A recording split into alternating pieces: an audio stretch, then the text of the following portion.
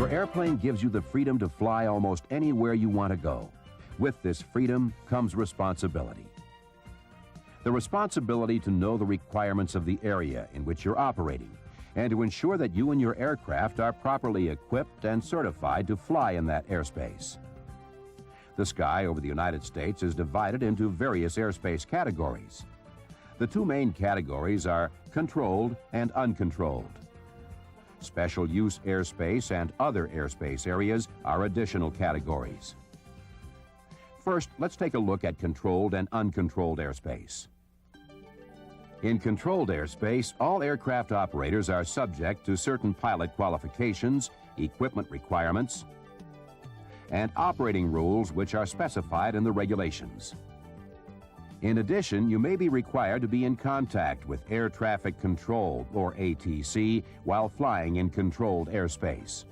ATC may provide you with services such as traffic advisories, sequencing of aircraft, and radar separation. Radar services are improved by use of a transponder, which is an electronic device aboard the airplane that enhances your aircraft's identity on an ATC radar screen. If your aircraft is equipped with a transponder, regulations require you to use it whenever you fly in controlled airspace. You are also required to have a transponder with Mode C altitude encoding capability anytime you are flying at or above 10,000 feet mean sea level. This, however, excludes the airspace at and below 2,500 feet above ground level. The use of this equipment will be discussed in a later program. Controlled and uncontrolled airspace is classified using alphabetical designations based on the standards set forth by the International Civil Aviation Organization, commonly referred to as ICAO. Controlled airspace consists of those areas designated as Class A, B, C, D, and E airspace. Uncontrolled airspace is designated as Class G. Currently, there isn't any airspace in the U.S. meeting the ICAO definition for Class F. The classification of airspace is relative to the complexity of the operational requirements placed on the pilot and aircraft. With this in mind, let's take a look at Class A airspace. Class A airspace extends from 18,000 feet MSL up to and including 60,000 feet MSL. To fly in Class A airspace, you must hold an instrument rating, operate under an IFR flight plan, and be controlled directly by ATC. Now let's discuss the classes of airspace that you'll become familiar with while flying under visual flight rules. VFR sectional charts can be used to identify the various classes of airspace you will be flying in. The specific dimensions of most of the airspace classes are depicted on these charts. Class B airspace surrounds our nation's busiest airports. In Class B airspace, radar services are provided by ATC to separate all arriving and departing traffic. Although the shape of Class B airspace may vary to meet the specific needs of each location, the general design is a series of expanding layers. This shape allows arriving and departing airplanes to remain in controlled airspace as they travel between the airport and en route portion of the flight. To operate within Class B airspace, there are specific requirements that must be met. Prior to entering the airspace, you must get an authorization or clearance from ATC. This means your aircraft must be equipped with a two-way radio so you can communicate with ATC. In addition, your aircraft must have a transponder with Mode C altitude encoding capability. The transponder requirement extends out to 30 nautical miles from the primary airport and covers the airspace from the surface up to 10,000 feet MSL. To operate within Class B airspace, you must hold at least a private pilot certificate. There is, however, one exception to this regulation. Student pilots may operate within Class B airspace if they first comply with the training requirements listed in the regulations and have the appropriate instructor endorsement. Keep in mind that some Class B primary airports are so congested that takeoffs and landings by student pilots are prohibited. These airports are listed in FAR Part 91 and in the AIM. Class C airspace exists at designated airports where the volume of traffic is not as great as in Class B airspace. But ATC does provide radar services to all aircraft. This airspace usually consists of a core area or inner circle extending out 5 nautical miles from the primary airport, and a shelf area or outer circle with a 10-mile radius. The core area begins at the surface, while the shelf area starts at 1,200 feet AGL. Both have an upper limit of 4,000 feet above the airport elevation. Prior to entering Class C airspace, you must establish two-way communications with ATC and maintain radio contact while in the airspace. Your aircraft must also be equipped with an operable transponder with Mode C capability. This requirement extends up to 10,000 feet MSL. An outer area exists out to 20 nautical miles from the primary airport in association with Class C airspace. Although two-way radio communications are not required, inbound VFR pilots are strongly encouraged to contact ATC when flying in the 20-mile outer area. ATC normally provides radar services in this area to improve safety and aircraft separation. Another classification you need to know is Class D airspace. Class D airspace is located around airports that have operating control towers. The control tower provides air traffic control and weather reporting services to arriving and departing aircraft in the terminal area. The lateral dimensions of Class D airspace are normally based on the instrument approach procedures at the airport. Since this airspace often contains arrival extensions, the lateral limits vary from airport to airport. Normally, the ceiling of Class D airspace is 2,500 feet above the airport elevation. The ceiling may vary, though, due to requirements unique to each airport. Prior to entering Class D airspace, you must establish and maintain two-way radio communications with the control tower. At airports where the control tower is only operational at certain times, the airspace will be designated as Class D only when the tower is open. When the tower is not in operation, this area is referred to as Class E airspace. If there is no observer on the field to provide weather reporting service, the airspace will be designated as Class G. Two-way radio communications with ATC are not required in either Class E or Class G airspace for VFR flights. However, in those Class E and Class G airspace areas which have an operating control tower, you must communicate with the tower when you are within 4 nautical miles and at or below 2,500 feet AGL. There are also some airports where the instrument arrival extension does not require establishing radio contact with the control tower. In this case, the extension area is designated as Class E airspace. The Class E designation also covers the remaining controlled airspace and consists of several different segments. ATC services are provided to IFR traffic in Class E, and some services are available on request for VFR flights. One segment of Class E airspace is found around non-towered airports which have approved instrument approach procedures. The purpose of this area is to allow IFR traffic to remain in controlled airspace while transitioning from the en route environment to the airport. The base of this type of Class E airspace begins either at the surface or at 700 feet AGL. The lateral limits may vary and are depicted on sectional charts. In both cases, the vertical limit extends upward to the base of the overlying airspace.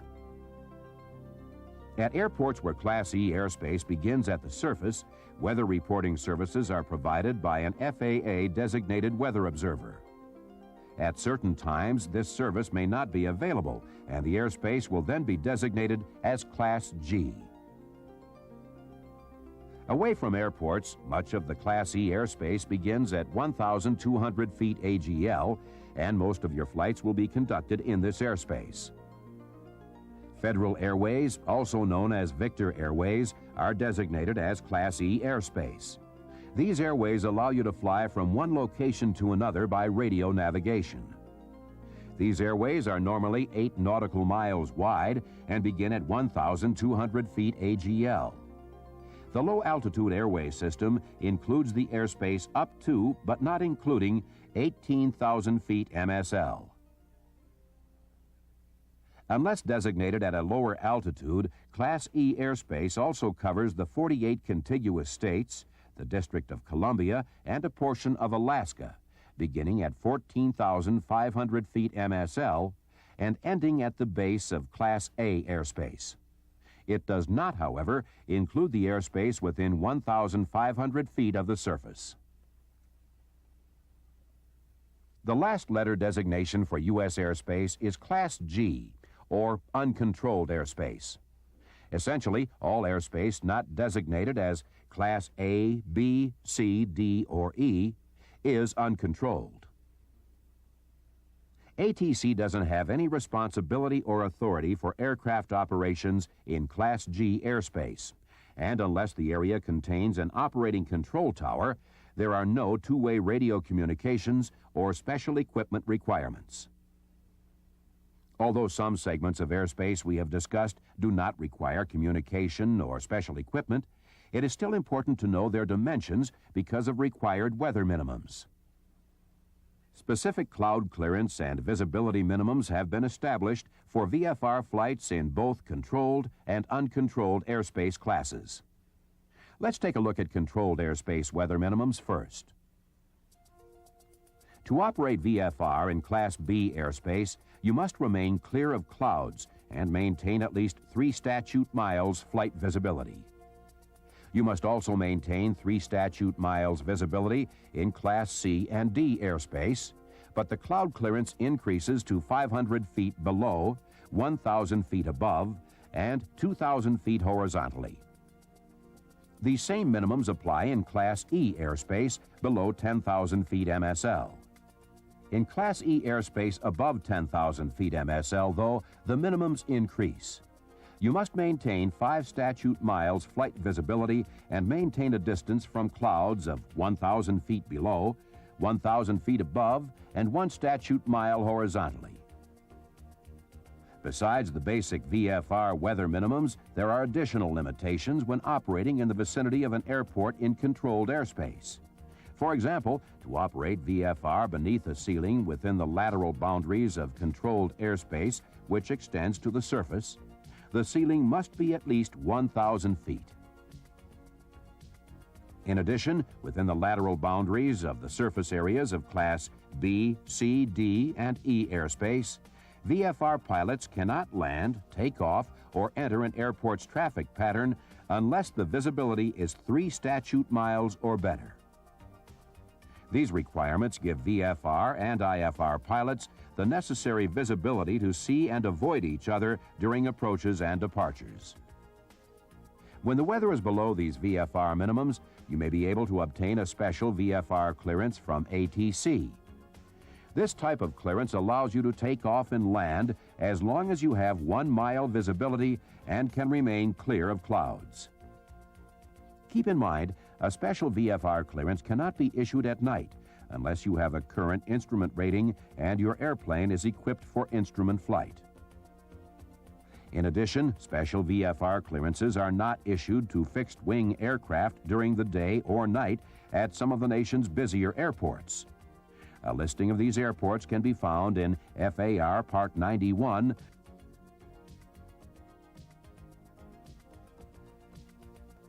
The lowest weather minimums occur in Class G, uncontrolled airspace, during the day.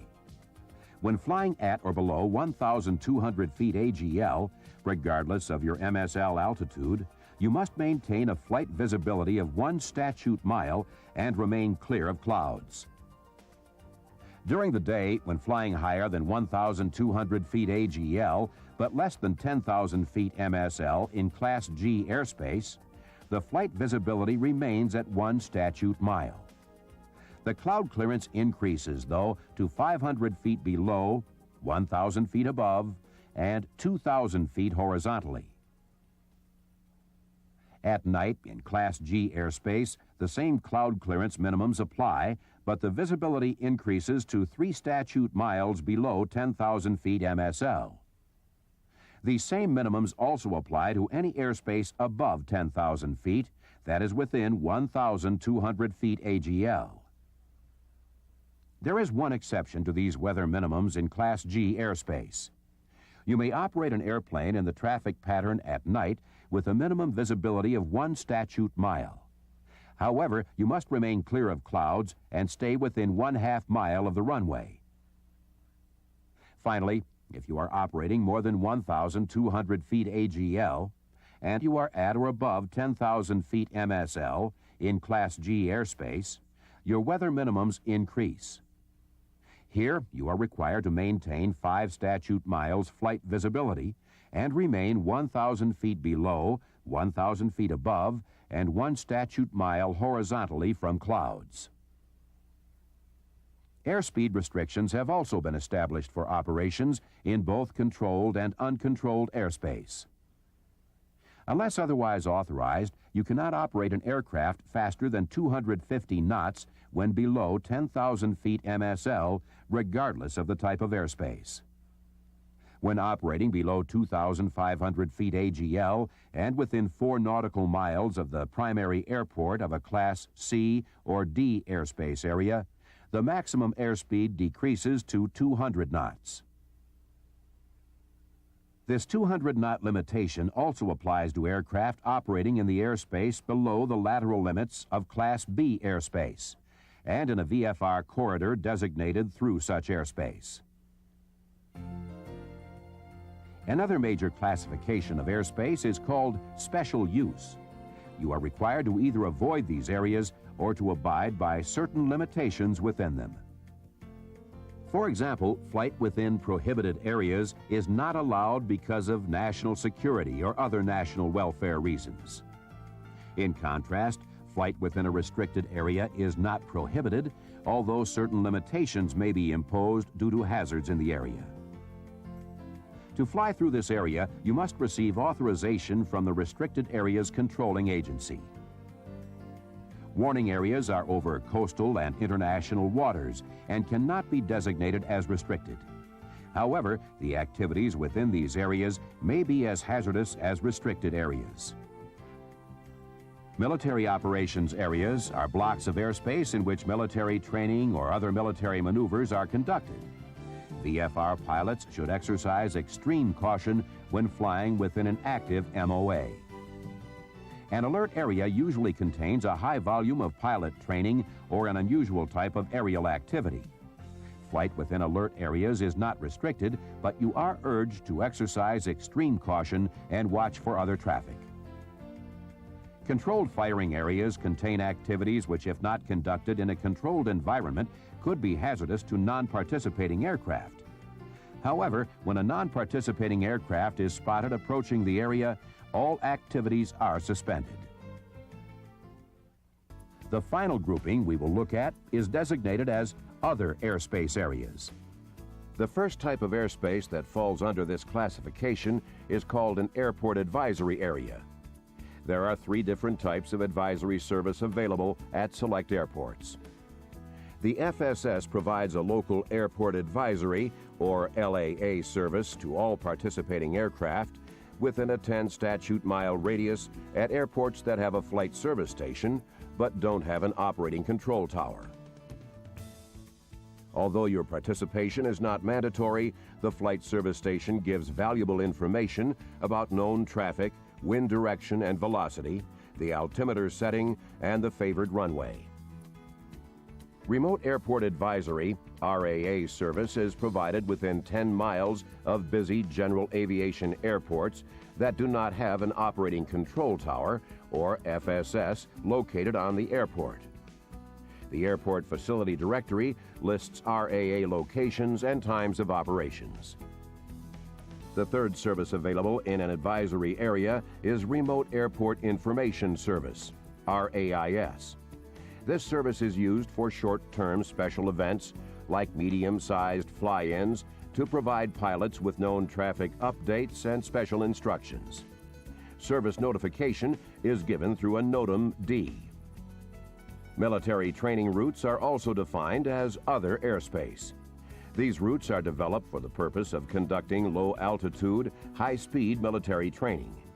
You should be aware that operations in excess of 250 knots may occur on military training routes below 10,000 feet MSL. You should also be familiar with Terminal Radar Service Areas, or TRSAs. TRSAs have been designated at certain Class D airports to provide radar service for participating VFR aircraft. You are encouraged to contact ATC, but it is not mandatory.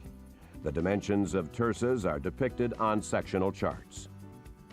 Temporary flight restrictions, or TFRs, also come under the category of other airspace. TFRs are issued by NOTAM when necessary to protect persons or property on the ground or in the air, maintain air safety, or prevent congestion around aerial demonstrations or major sporting events. TFR NOTAMs are typically issued 30 days prior to the event and typically include effective dates, times, and geographic features or coordinates of the restricted airspace. Other types of airspace in this classification are parachute jump aircraft operations and flight limitations or prohibitions.